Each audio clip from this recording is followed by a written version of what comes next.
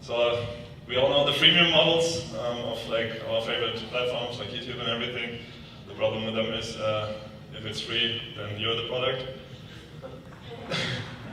And that is a big issue. Also, like we have that other problem of. It's not showing what's on your screen. It's showing. Yeah. You have to mirror your display. The other thing is like on platforms like YouTube, you cannot do illegal stuff. Like for example, educating people about Bitcoin and like telling them they should hold their own keys because you get banned. That's a bit of an issue. And that's why we need better platforms for file hosting, in particular also large files like videos. And that's why I created a protocol for people to sell files via Lightning. So file hosters can offer you, or like you can ask a file hoster for a particular file, for example, a large video, and then they sell that file to you and you pay via Lightning. And the essential thing here is that you don't want to trust the server. You don't want to have any trust relationship with the server such that everybody can become a server and you don't have to know them. The protocol should be such that nobody can cheat. It's the idea of an atomic swap of files against coins. So you get the file only if you pay, and the server gets the coins only if they give you the correct file. And the way we are doing it, like there is one version to do it, which is verifiable encryption, but verifiable encryption is a bit too slow. Like you could not have like 1 million clients or so, because it would be way too slow for the server. So what I implemented here is an optimistic protocol, and that means like it involves slashing. The server has to stake some coins in the liquid blockchain, and if they lie to you, you can slash them. And they stake like, let's say, I don't know, $100 or so, and they sell the file for you for $1. So they have a huge disincentive to lie to you because they will lose way more than they can gain. And here's a little demo. Won't be great usability, but I hope the protocol works. So first of all, somebody has to publish. Like we have basically 3 roles here. We have the author of the file, we have the server, and we have the client. And the author,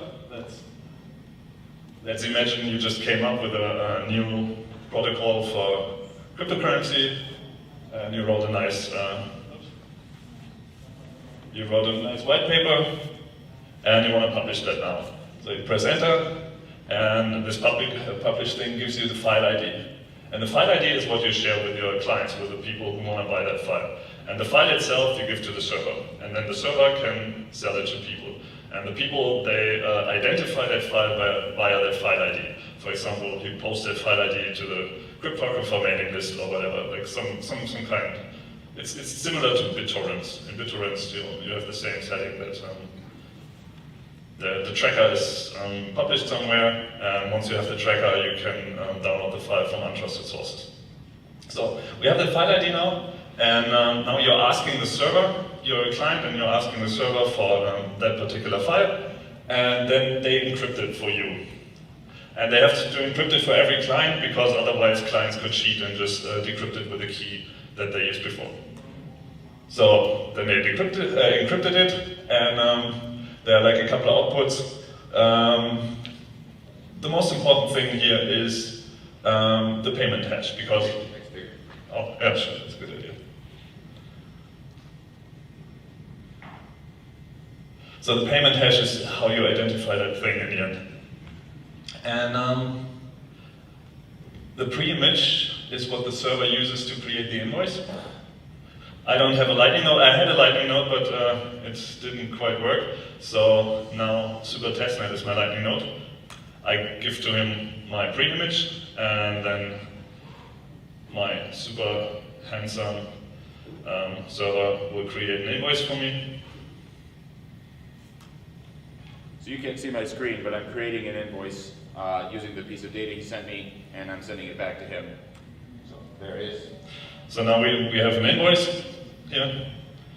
And, actually we don't use the invoice yet, because the client first, before they pay, they don't want to pay before they have verified the file. So they verify first and say, yeah, this is the file ID that Satoshi sent to me on the mailing list, that's the same as here.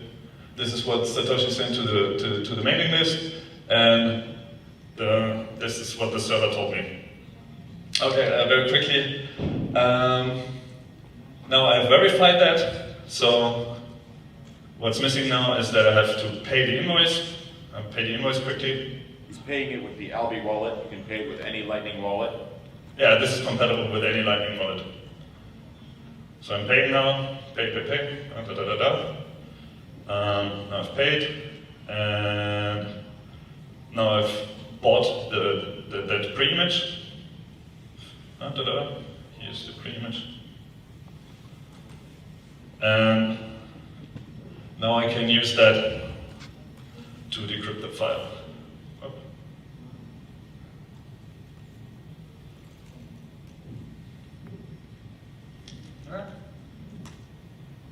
That's successfully decrypted. And now I can look in here, decrypted. Wow, great. Oh! Yeah, that's actually the thing.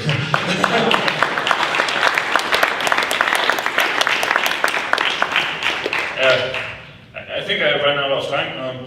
The important thing here actually is what happens if it didn't work. If it didn't work, then I can create, I can derive a fraud proof from this, what the server sent to me, and then I can use that fraud proof, which is very compact. It's just like a Merkle path, and then I can send it to the liquid chain, and then I can slash the server using that fraud proof. Just to confirm, all of this was done at TabConf, or what part did you work on it here? I had that idea already before, but when I heard about this here, I wrapped it all up and tried to make it presentable and Nice. Thanks.